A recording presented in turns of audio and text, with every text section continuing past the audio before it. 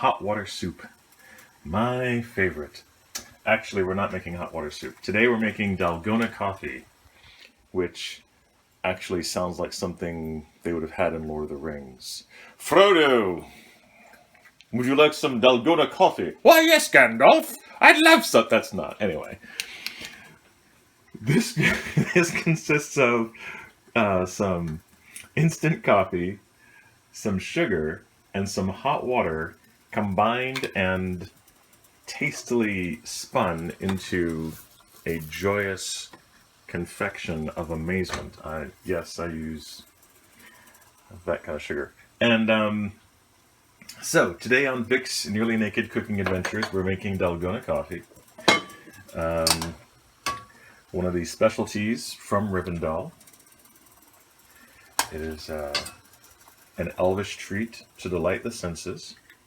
That's definitely enough hot water. And you don't really want to turn it into some kind of crazed elvish pudding. You want actual... No, that's... Anyway, it wouldn't be pudding either. The end result is this. So, the idea, when you start off, this looks disgusting. You're like, this is not something I would ever put anywhere near anything that I'm going to eat. What's going to happen, and this is kind of cool, this is a sciencey, nerdy, sciencey thing. What's going to happen is this mixture is going to, by whipping it, we are going to expose each of these elements to air and have them infused with air and create this frothy, beautiful thing that you see on YouTube all the time. But nobody ever tells you why. The physics of it are pretty amazing, to me at least. I don't know if you fucking like physics, it's just the bomb. We're going to take this, and by mixing it, and yes, if you have a hand mixer, you live a better life than I do. By mixing it, we're going to not just get the ingredients together, we're going to turn it into essentially coffee, thick coffee with the hot water and the sugar. It's essentially going to be a very, very thick, tiny little coffee. And then, theoretically, it'll turn into a frothy mixture by dint of having this done. Now, this is going to take a minute. The Korean videos I've watched on this suggest it takes about 10 minutes if you're doing it by hand. So, instead of having you wait 10 minutes with me just telling you weird and unusual stories,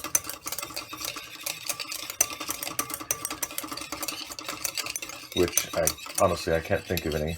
I can actually think of the worst coffee I've ever had in my life, which was in the Marine Corps. We were hanging out at, was it Fort Bliss? No, it was Eagle Mountain Lake. We were hanging out at Eagle Mountain Lake, 5 o'clock in the morning. This motherfucking sergeant comes up, says, "Hey, you want something warm?" I'm like, "It's 56 degrees. I spent the night sleeping on the hood of a 5.5 ton truck. Literally, that's exactly what I did. Yeah, I'd like something warm." And so I had some coffee. And it was both the worst and best thing I'd ever had, because it was warm and tasted like shit. And I think if they had actually given me warm shit, I would have been like, "Hey, you know what? I'm okay. I'm pretty happy eating shit today, because it's warm." So as you can see, so now, well, check this out. So now looking at it, it's like, this is getting pretty frothy stuff, right? This is like, okay. You could imagine this to be something theoretically edible. It's like, all right, this is being considered. This is being, I don't know, what's the term you would use for something that's doing what this is doing? Frothing. This is getting very frothy. And I know you're all waiting for the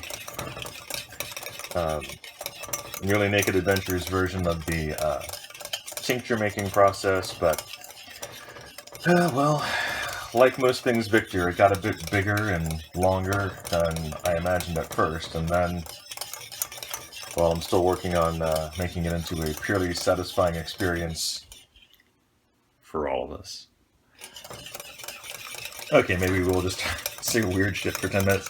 Actually, I do need 2 hands, because what I'm going to do at this point, so this is ready. This is ready to be frothed more thoroughly.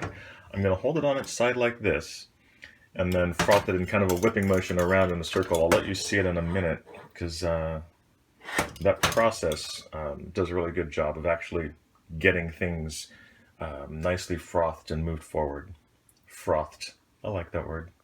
Alright, since I don't have 3 hands, and no, that's not considered a hand, what I'm doing is I've put this up against the side, and you can see it's getting more and more solid as it goes. It's becoming a giant mass of yummy, tasty, brownish joy and happiness. So so I'm going to run this process for a couple more minutes, and I've only been doing this for 2 minutes, so I'm probably going to run it for a couple more. And the goal for me is to get it to the point where when I do this, it doesn't run down very fast, like stays up there. I want it to stay up there for a while before it comes down. And at that point, I will know it's perfect. Alright, so I have spanked it for 10 minutes, like a raunchy date, and we are now at the point of perfection. So as you can see, so look right there. It just stays. Like if I draw a line here, it's just gonna stay for fucking ever. Look at that. Oh my god, that is so good. So right there, that's like, in my opinion, that's perfection. I can still sip my way through it with ease. I think. I mean, I'm pretty sure I'm gonna go with this. And we're gonna give that a shot. I have my cup of really warm milk, and I'm going to go ahead and pour, or spoon A into B. And if you want to see a very happy pussy, just keep your eye on the bowl, because Raven, once I started getting out the milk, was like, "What? Do I smell milk? Yes, you do, Raven. Yes, you do. You smell milk. Nom, nom, nom, nom, nom."